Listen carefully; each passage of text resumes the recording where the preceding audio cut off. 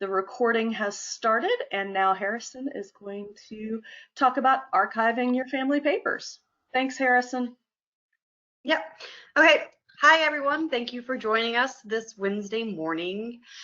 I'm Harrison Gage. I'm the processing archivist at the Spartanburg County Public Libraries. I started in July 2018, so some of you may have met me previously, some of you probably haven't. And we're just gonna kind of walk you through some steps you can take if you're sitting at home and deciding to go into the attic and finally clear out some of those spring cleaning projects that you've been delaying for years and years, but now that you're spending a bit more time at home, I've decided to tackle. First, I was just going to start with, a lot of times people get kind of confused about what archiving is. We're kind of that mysterious adjacent to libraries thing. So just kind of the basic definition of what archiving is all actions relating to the selection and care of records of enduring value and the storage and the preservation of records of enduring value. So both of those are kind of things I'm going to go us through, how to select and care for the things and also how to properly store and preserve them. But I kind of want to clarify some vocabulary that sometimes gets people confused. Preservation versus conservation. I am not a trained conservator. I am trained in preservation methods, but not conservation methods. Conservation is its whole other study. It involves chemicals, actually repairing items. Preservation is more kind of the non-invasive way of it. More teaches proper storage to try and make sure that you don't have to conserve an item. The idea is if the item is stored the right way, if it's handled the right way, if it's cared for the right way, you hopefully won't need to do the drastic measures that conservation calls for, which is good because conservation is also pretty expensive. The other thing to clarify is when I say it's acidic or it's acid-free, I'm not referring to if you touch it, it will melt your fingers off. What I'm just saying is that back to 10th grade chem, it's the pH value. Most paper has a pH value of less than 7, which automatically qualifies it as acidic. How acidic it is depends on the type of paper, how it was created, the materials that were used in that. Newspaper is much lower on the acidic scale than just say printer paper. And to clarify, like, acidity can damage paper though. You can see on the photo there, when paper touches a different object and it's acidic, it kind of bleeds through. And this is kind of a great example. This was a paper envelope that was leaning against a piece of wood for a couple years. And you can see it created a perfect outline of the wood. And you kind of see this all the time with really old brown paper, the cheap envelopes, that type of paper. It'll get brown and then it will just kind of start leaching and bleeding out onto the things it's touching, which is why we try to separate the acidic papers versus the non-acidic papers. But if you're shopping for any archival supplies, you'll see this word a lot, acid-free. That just means it has a pH value of about 7. It's neutral. The steps of archival processing, this will kind of help you create kind of a guidelines of what steps you need to take when you're starting your archiving. And these are the steps that I do for every single archival collection. So these are the standard steps that any archivist will tell you. These are basically what my job is. Assess and appraise. What do you have? Do you want to keep it? Assessing is basically and I always recommend don't just start taking boxes out of the attic and just start doing them box at a time. You really kind of want to get a good feel of what everything you have is, because that also kind of helps you create more of a game plan of, okay, this is what I want to do. This is also where you can kind of create goals, like what is my goal in this project? If your collection is like all photos, you might have like a different goal than if it's a weird variety of AV materials, objects, some letters, some photographs. It kind of really helps you understand exactly what you have, and so you don't really get overwhelmed in the middle of the project. If you start at the beginning and know exactly what you have, it will really help you set up better guidelines and steps. An appraisal is kind of what you're doing during this time, and that is basically deciding, do I want to keep all of this? And this will be very much on a case-by-case basis. And it'll probably depend on how much storage do you want to dedicate to this? How much time do you want to dedicate to this? How much do you think you would actually use these objects? You know, something could be very dear to you, but if the back of your head you're thinking, well, I know none of my kids are going to be interested, or if you don't have any kids and there's no one to take it to the next generation, you kind of have to decide, you know, how much of this is going to be valued. Or you could even be deciding, okay, I want this and I can give my sister this. That's kind of what you can do during the appraisal section. And it'll be very much up to you. There's no really good guidelines for what to keep, what not to keep, because in a family paper situation, that is dependent entirely on the value you see on individual papers. Right after this, I would recommend creating an inventory. Just create a list, and it can be the most basic of lists where you're just saying box 1 holds 50 VHS tapes, box 2 has about 100 photos. You can go into more specifics about that depending. You know, we have 10 photos of great Aunt Mary. We got 20 photos of Grandpa Fred. That's kind of be up to you, but it really will be helpful after you've assessed it to have an inventory to refer back to when you're arranging. And that way also, if you're doing this over a really long period of time, so you're not really misplacing things too, and you can refer back to the inventory when you say, oh, I remember I saw that at the beginning, and where was it? So having an inventory is just really nice to keep you organized and to make sure that you're remembering everything, because it can get pretty overwhelming depending on your size of how much stuff you're dealing with. Arranging is basically just organizing the items. And again, this will very much depend on kind of how you think you will use the collection in the future. You know, you can decide, I'm going to arrange it by format. I'll put all the photos together. I'll put all the papers together. The AV items will be separate. Or you can decide, well, I want to do it chronologically. I want to make sure that if I have letters from the 1900s and I also have photos from the 1900s, I want them together. You can decide, oh, I want to organize them by the different branches of my family, depending on how much you have of different family branches. You can decide, I want to do it by the person. Really, I would recommend just thinking about how in the future will I want to be referencing this collection when I want to pull it down to look at something. If you're a genealogist, you might want to try and be blending it into your genealogy research. It'll really depend on you, but I would definitely take the time to really think of what is the most practical organizational schema for me that I will be able to keep track of everything and I will be able to find everything. And to help you with that, I would then recommend creating a very basic guide to help you remember what it is your organizational schema was. And that's what you're going to do in the description section.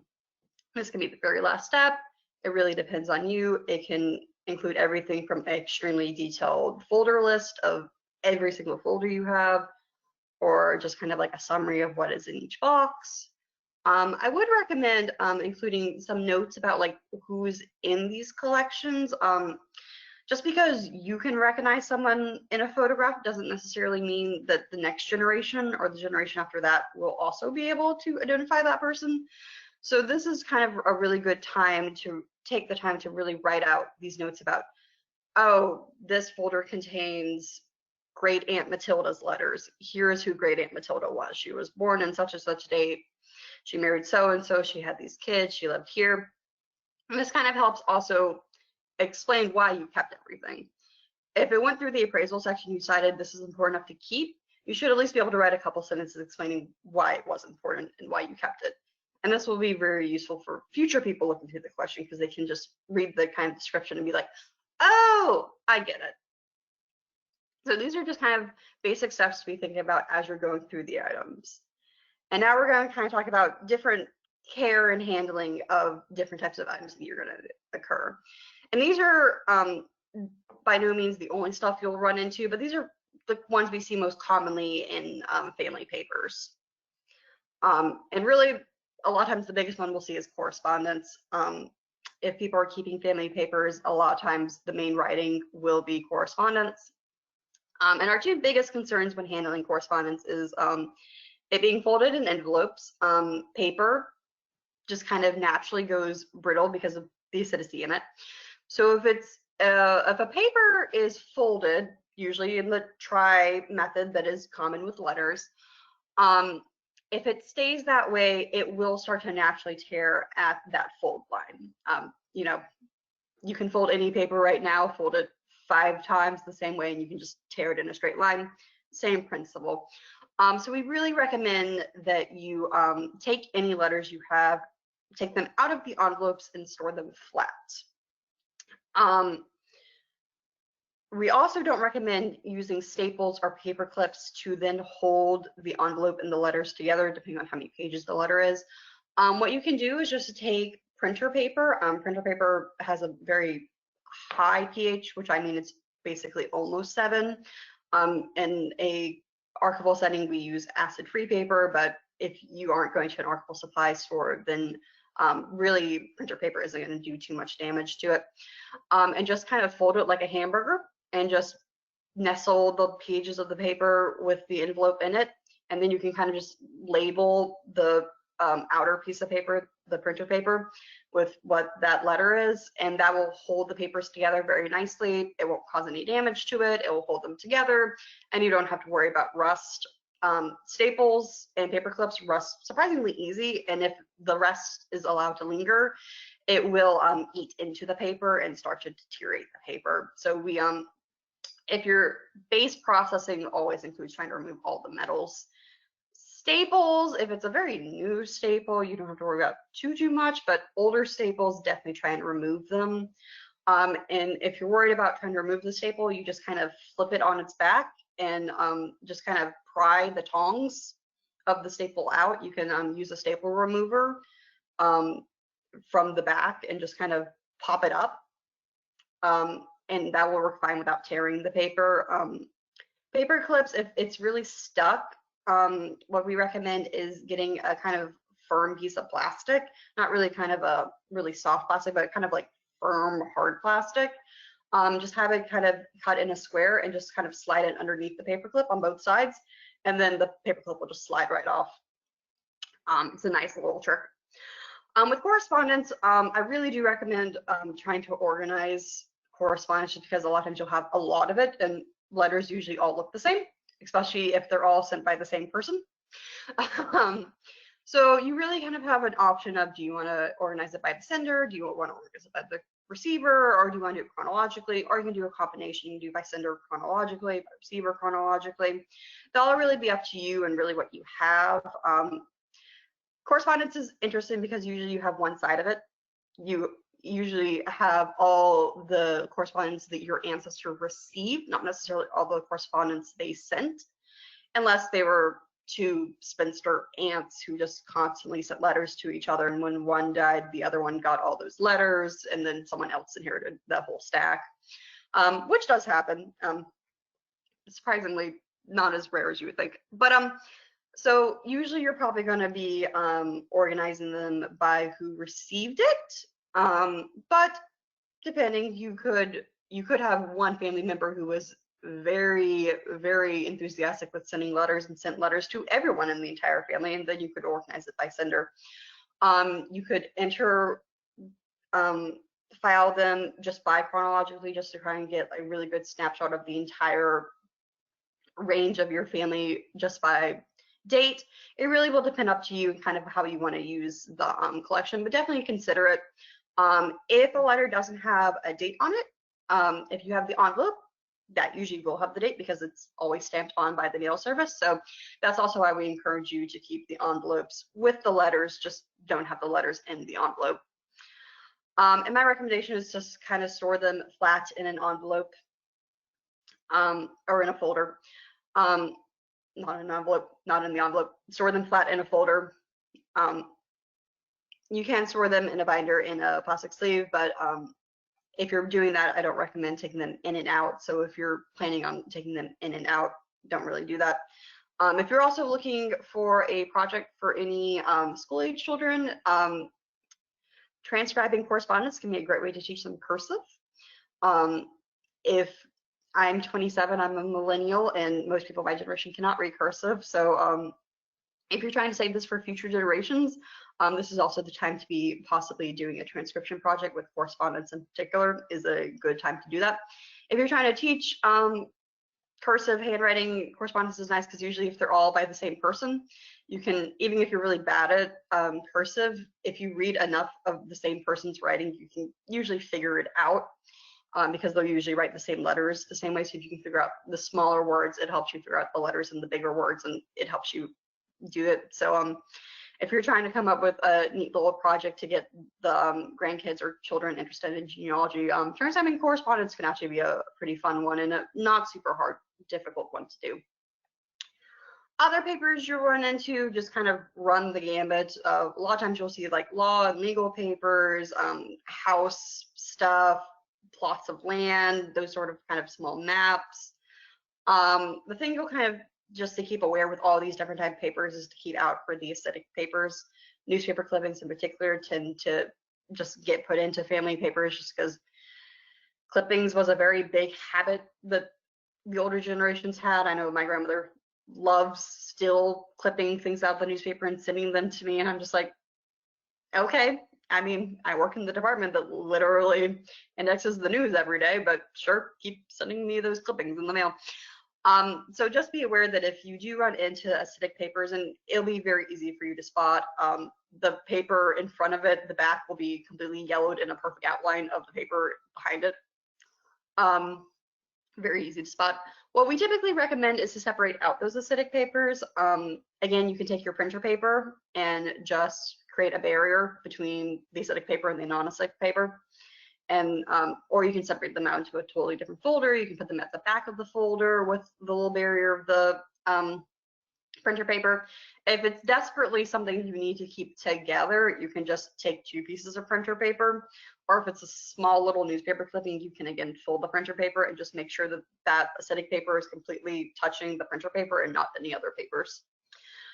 And this paper or this photo on the right can kind of show you kind of a before collection and an after collection of papers that has been processed, and kind of how I recommend organizing them with the paper folders. Again, these are Archival supplies, so they're acid-free folders, but your basic manila folder from an office supply store, the acidity level of it is, the pH level is high, so it's close to 7.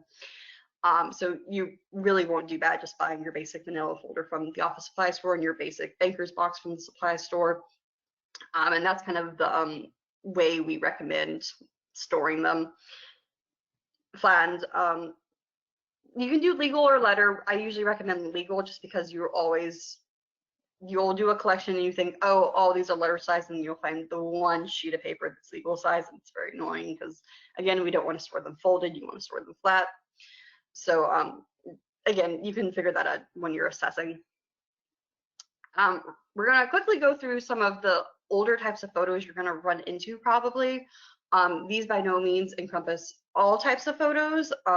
Early photography development was kind of the Wild West of everyone was kind of doing a bunch of stuff, but these were kind of the ones you're most likely to run into, just to kind of show you the range, kind of the date ranges also.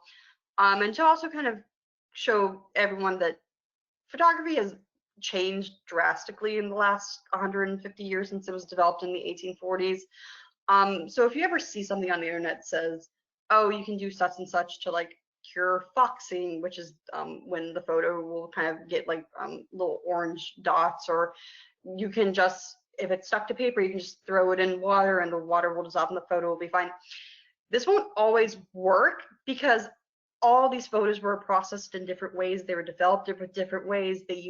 Some use pigments, some use medical particles, some use dyes. They're all very different, and it can be very hard to identify all these different types because some of them look very closely together. So again, preservation versus conservation, just try and store them right, and usually that's the best you can do. And don't always listen to the internet when it says it has this fix-all for restoring the pigmentation in a photo. No, if the photo is faded, there's really not super much you can do. The most you can do is scan it and then put it into Photoshop, and then use Photoshop to clear it up. So so quickly going through it, the first types of photos that we really see are daguerreotype and ambrotypes. Daguerreotypes were developed in the 1840s, ambrotypes about 10, 15 years later after that. These were kind of the first ones that people could really do. They're usually pretty easy to identify because they're usually in these nice little cases, and usually the case is just a little square that perfectly fits the daguerreotype or the ambrotype. And there's really not too much you can do with a daguerreotype and an ambrotype. You don't want to be removing it from the case at all. That can very damage it, especially the ambrotypes. Daguerreotypes are printed on silver-plated copper with a little glass covering of it in the case. Ambrotypes are actually printed on the glass. So if you try to remove them from the case, you're more likely to break the glass, which can just completely ruin the photo. So my recommendation is just leave them in their case. They actually hold up surprisingly well. I see more modern types that fade more quickly than the daguerreotype and the ambrotypes, and that's because the cases keep them from the light. So they usually hold up decently well. Tintypes came out around the same time as the ambrotypes, and they're actually processed very, very similarly. Essentially, the only difference between a tintype and an ambrotype is tintypes were printed on not tin, but iron. They have a bit of a misnomer name, and ambrotypes on the glass, but the chemical development process was very similar for the two. Tintypes, though, were actually pretty popular because they were kind of one of the first like fast development types. So people could go to a county fair and the photographer would have like a little setup and they could take your photo, and then a couple minutes later it could be completely developed, and you could take it home with you. So if you're seeing early types, this might be one of the first ones that you see, and they're super easy to identify because they're literally printed on iron. It's literally you're holding a piece of metal with a photo on it. And they're the only ones that do it that way, because right after the tintypes, we finally got being able to develop photos on paper. Albuminous prints, which, yes, this is where the word album comes from, because this really allowed people to start kind of sharing photos and taking photos more commonly. So people started putting them in albums to save them.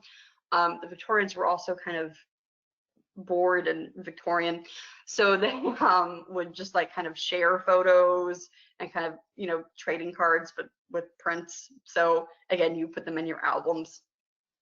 So these were developed in 1855 as early, but they kind of got more popular come like 1870, 1880, and they lasted into the early 20th century. You don't really see them past 1920 as much, definitely not into the 1930s so much. And this photo is the guy who developed that process, so he took a photo of himself with his process. So I think that's always kind of neat.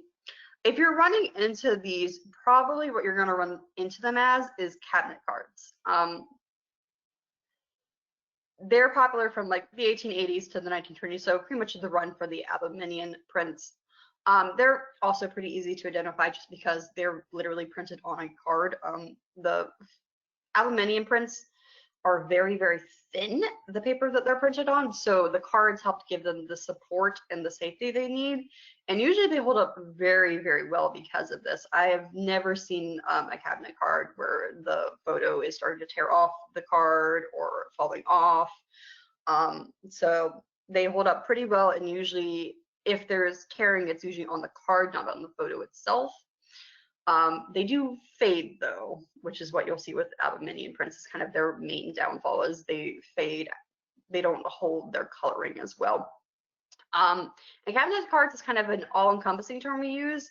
There were smaller ones called cartavistas that were a little bit popular before the cabinet cards. And there's kind of a whole range of vocabulary for different sizes of the different cabinet cards. Like cabinet cards themselves are kind of the average one. I forget what their exact dimensions are. So if you see a kind of a word like cartavista or cabinet card, or it kind of has that card name into it, and it's not one of those words, that just means it's a different size. They were very exact about that, and that's probably because different album sizes fitted different cards. But these will probably be the ones where you run into for early 20th century family photos. But like I said, the aluminium prints have the issue of they started fading very quickly, and people were already starting to notice that into the 1920s and such, and they were kind of upset that the family photos hadn't even lasted 100 years. So carbon prints really started gaining a lot of popularity come 1920s and such. Carbon printing, it was very different from everyone previous to it because it didn't use the metal particles or the dyes.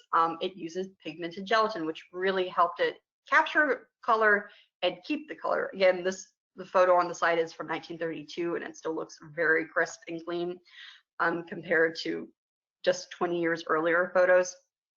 Again, they were created as early as 1855, but didn't really catch on until a little bit later. And then by 1950s, they kind of go out of favor for more modern photography. Also, the materials needed to create them was just kind of getting cost prohibitive for more cheaper technology, so they kind of go out of date.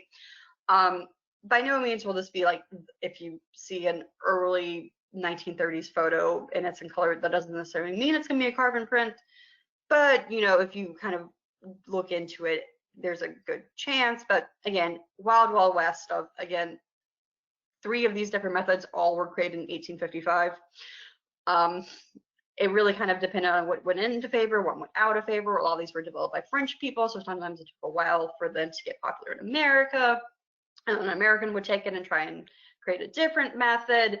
I mean, the French were trying to create these, the Americans, the English, the Germans, everyone was trying to develop their own methods of photography. So, you know, just try and, if you're really worried about a photo that you have that's old, just try to research it. You know, keep photos out of light. If a photo is framed and you're really worried about it, you know, you can take it out of the frame, make a copy, put that copy in the frame, and then put that new photo back into storage. You know, you just kind of want to keep the surface of them clean. Don't be touching them with your hands. And that's kind of like the best care for a photo, is just keep them out of sunlight, try to keep dust off them, keep them clean, and that's going to do you well. Slides and negatives you'll also run into. And again, slides usually are more a modern thing, but they do go kind of old. These are kind of all the different, from frames that are plastic all the way to frames that are metal. You're probably going to run into these more in like giant stacks of family photos from vacations in the 1970s and 1980s and possibly into the 1990s. This will really be part of your appraisal process of how much of these you really want to keep. Most people probably don't have a working slide projector anymore. Slides are capable of being scanned and digitized if you decide, I don't really want to keep all these slides, but I want to keep the photos. That's a way to do it, and there are different services that can do it if you don't want to do it. Negatives, you really kind of will have to decide. Glass plate negatives are very fragile because they're glass. So if you're storing them, you'll want to keep them really padded in any box you put them in. They can also be digitized and scanned in case you're just very worried about them breaking, which is a very real concern. They're very fragile and easy to break. Film negatives are a bit more easier to keep track of.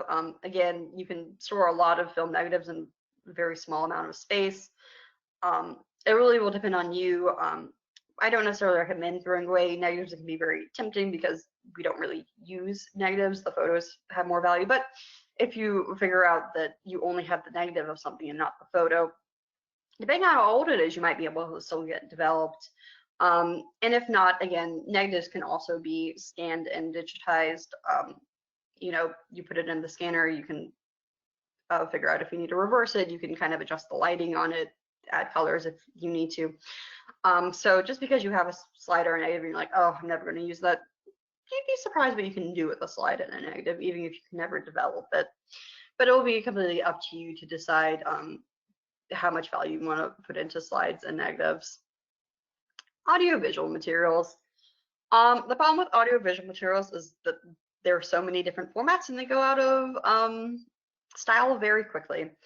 You know, probably not many people still have a working VHS player, but you probably still have some family videos that are still in a VHS style. So you kind of, the thing with the audiovisual materials is you have to be aware that you constantly have to be updating them. You know, even if you were very proactive in the early 2000s, you were transferring all of your VHS tapes to CD.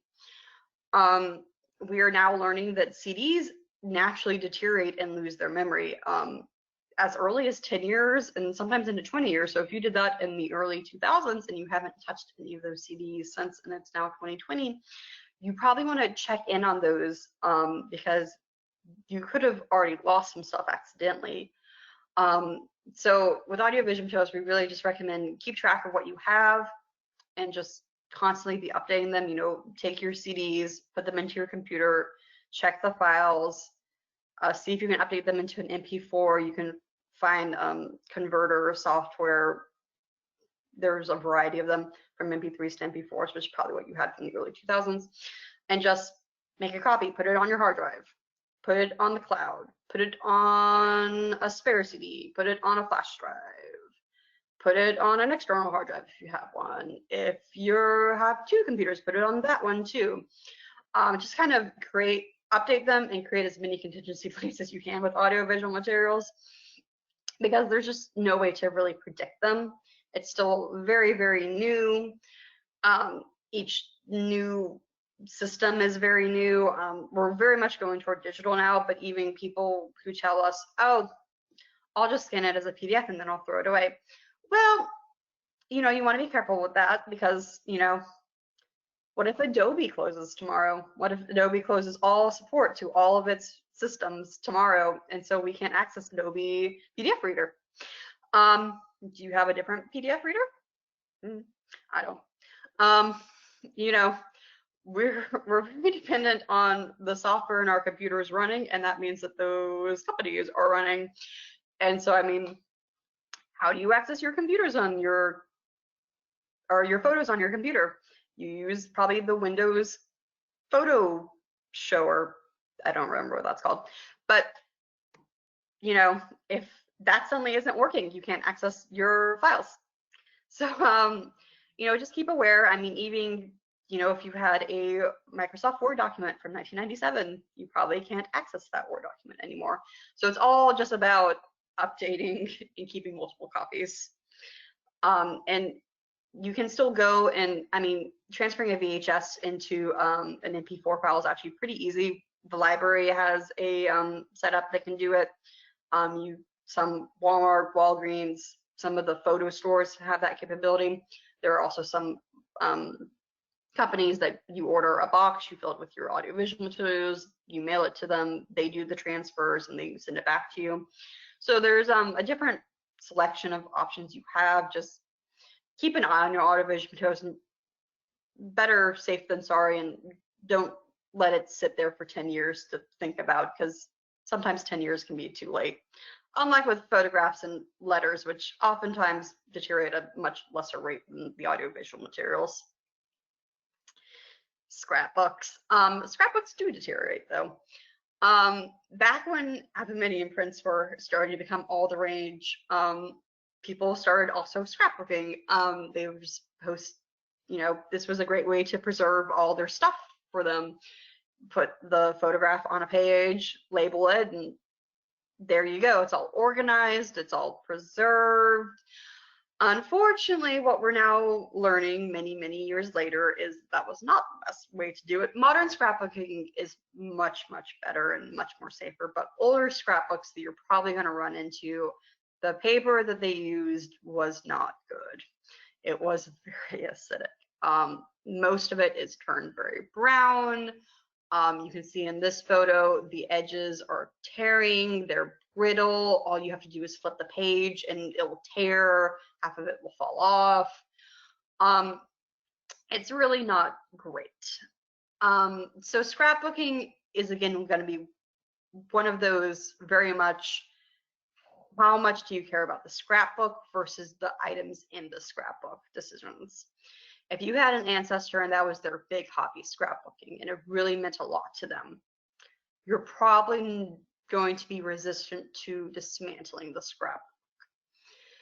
What I would recommend in these situations is go through the scrapbook and photograph each page so you can kind of create a digital version of the scrapbook.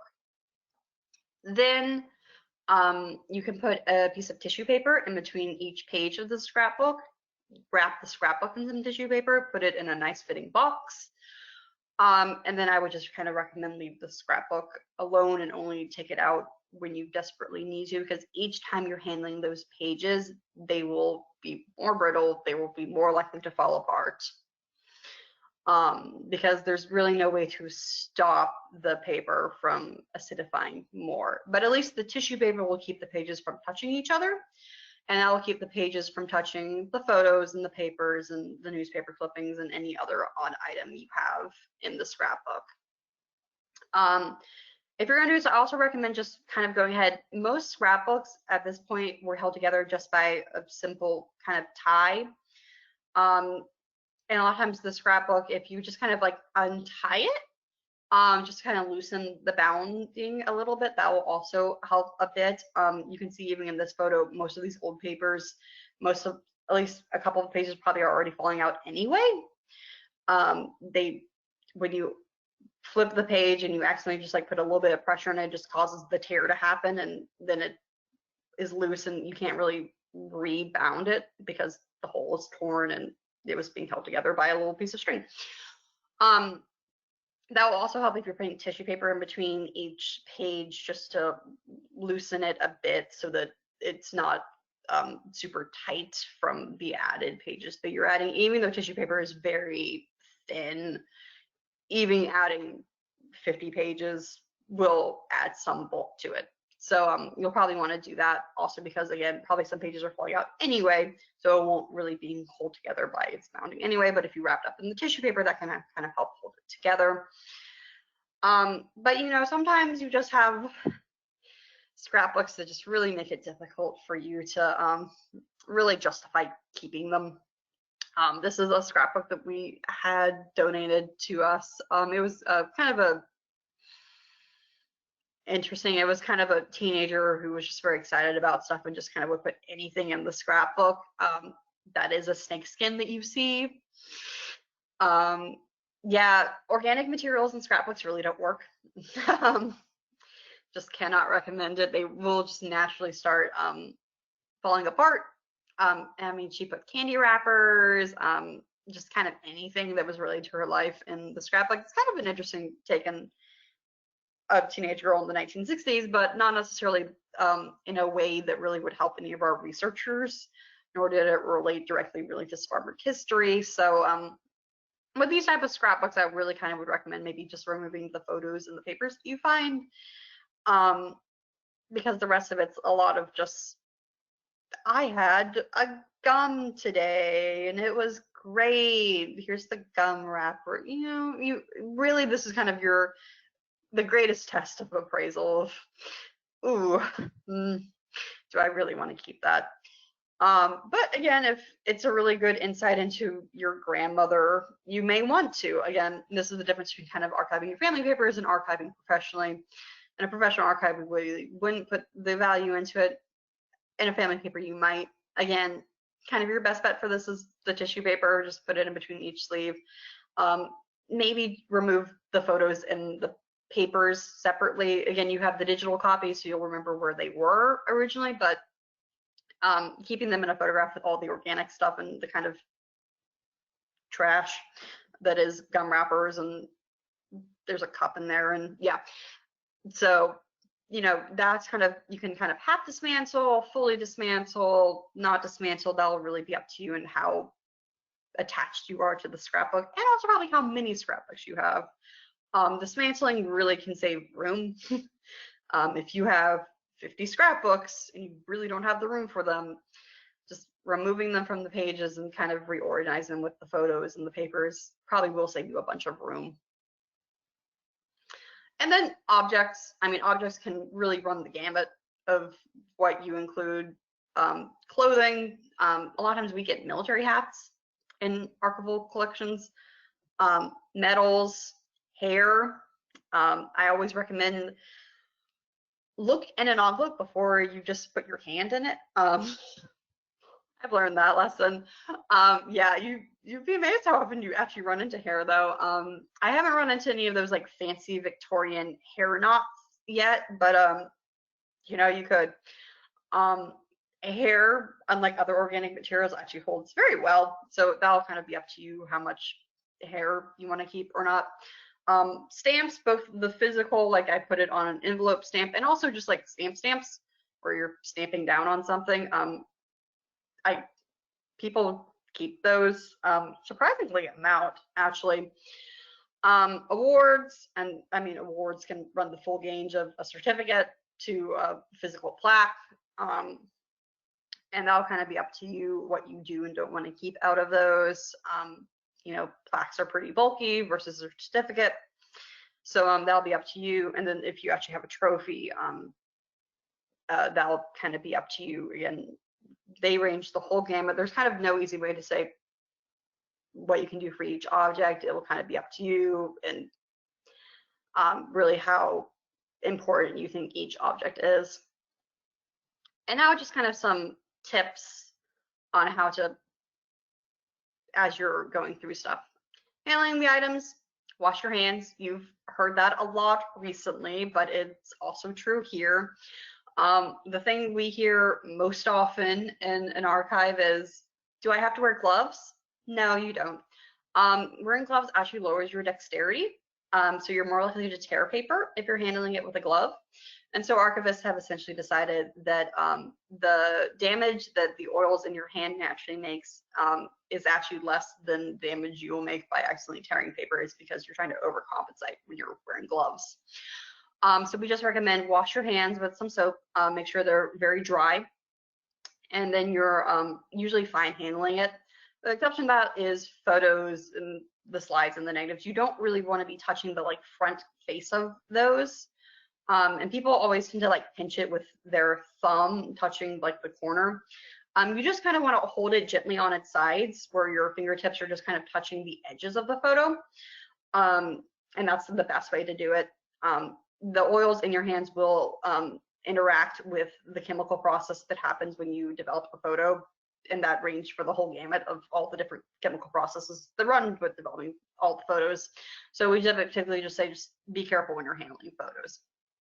You want to make sure your workspace that you're using is clean and flat, and don't have any food or drink around. That can attract bugs and pests, and they will eat the paper.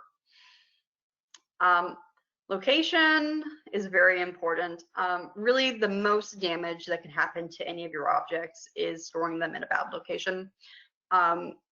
Fluctuating temperature and humidity will really do the most damage to paper and photos, and AV materials. You don't want to store them in an attic or a basement because those are the places in a house where the temperature and humidity fluctuate the most because of the way that heat rises and falls. You don't really want to store them in a place with direct sunlight. Again, so if you have something hanging on a wall that's being directed by direct sunlight and you can see the fading, you may want to take it out of the frame, make a copy of it, and then put that copy back on the frame on the wall. And also try not to keep it in a place with exposed pipes or any other place that maybe has a thread of water. Again, if you're putting them in a closet, on a shelf, against the wall with the bathroom, and you know the plumbing goes through that wall, you might want to consider moving that. You know, don't store them in your kitchen. Probably don't want to store them in the kitchen anyway, because again, the temperature tends to fluctuate in the kitchen because of the oven and cooking in general. So kind of the ideal space would be a closet that you don't really go into all the time, so the light's not being turned on and off. Usually on the same floor as your temperature control, because that's going to be your most stable floor for temperature. Storage, usually in a home situation, you're going to be storing them either in boxes or binders. Each of these have pros and cons. What I will say is with a binder, you're usually putting them in plastic sleeves. Just be aware that when you put something in a plastic sleeve, you don't really, if you're putting it in a plastic sleeve, do it with the intention that you're not going to really be taking it out of the plastic sleeve again. Plastic sleeves, you know, you're kind of shoving them in, so any kind of fragile paper, like if you have a letter that has like, it was folded and then it fell in half, you can put each of the halves into a plastic sleeve to hold it together, but I really wouldn't recommend then ever removing it from the plastic sleeve, because each time you're pulling it in and out, you're going to damage it a little bit. just kind of naturally from the static the plastic sleeves produce to keep everything in place. So usually what I recommend, if you're really planning on like dismantling a scrapbook, but then using binder setup to kind of like replace the scrapbook, and so you plan on taking it out all the time for family events, that sort of stuff, probably a binder will work well because it allows for easy display, and you don't have to worry so much if you have photos in a plastic sleeve about the handling, because the plastic sleeve will be being touched, not the photos. If you're really trying to more organize the collection, put it more in a safe environment, and you really don't plan on bringing it out very often, the box with the manila folders will probably suit you a bit better. Again, I kind of prefer that because you can label all the folders pretty easy. Any notes you want to put on the folder, you can just kind of write those out. But that will kind of be up to you. Binders, you know, you can, at the very front of the binder, you can create like a full inventory of it to kind of like talk people through what each photo is. What I will recommend is if you're putting photos in a plastic sleeve, don't do them back to back. People are instinctively curious about what is on the back of a photo. So even if there's nothing on the back of the photo, I would still recommend just like not putting anything behind the photo, because people will want to then remove it from the plastic sleeve to see what's on the back, even if there's nothing there. Just one of those things. And I mean, it could be that you yourself are trying to label your photos, which I would also, I mean, you might feel very uncomfortable with writing on the back of one of your family photos, but also that's kind of one of the best ways to make sure that if your inventory ever gets lost, you can keep track of who was this, what date was it, and you can just do that in pencil if you don't feel comfortable. Or again, you can write like an outside inventory, that sort of thing. You could write directly on the plastic if you feel comfortable with that. You could put a sticker on the plastic and then write on the sticker. There's a number of ways to do it. So it'll probably deal with what you're most comfortable with and kind of, again, what your needs are going to be. I feel like I was going to say something and then I forgot. Oh, you'll want to store binders flat though. Storing a binder vertically just naturally causes the plastic sleeves to just kind of droop a little. And so eventually that will cause the photos and possibly the paper, but photos get it a bit more to start to naturally kind of bend a bit. So just to mitigate that, store binders flat. And then just some of the equipment that you can maybe find around home to help you. Again, folders, boxes, plastic sleeves, pencils. Don't use pens. Pencils allow you to correct any mistakes you make. And also pens are just prone to random bursts of ink flying everywhere, and that can permanently damage any materials you're working with. So pencils are usually the safe bet. Printer paper, you can buy the completely acid-free bond paper if you want, but printer paper will probably suit your immediate needs. Scissors, a staple removal. Floss you can use if you're trying to dismantle a scrapbook and photos are kind of sticking to it. The floss you can kind of easily get underneath the edges of the photo and kind of try and loosen the glue hold a bit. If that's not really working, what I have in the bottom of the photo is what's called a micro spatula. You probably don't have one of these at all. I mean, why would you? If you can find something kind of around the side of that though, that's also what we use to try and loosen photos from a scrapbook. For the more pointy side, a letter opener is usually around the same shape and size and thinness. For the more blunt side, which is kind of what I recommend if you're being very cautious, the pointy side can tear through paper if you're not very careful.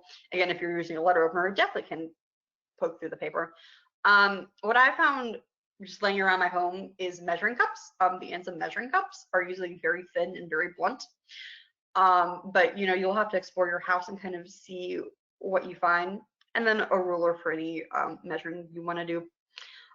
Quick note on plastic sleeves, if you're shopping for plastic sleeves, you'll occasionally see them touted as Archival approved or acid free. That's a bit of a misnomer. Plastic sleeves can't be acid free.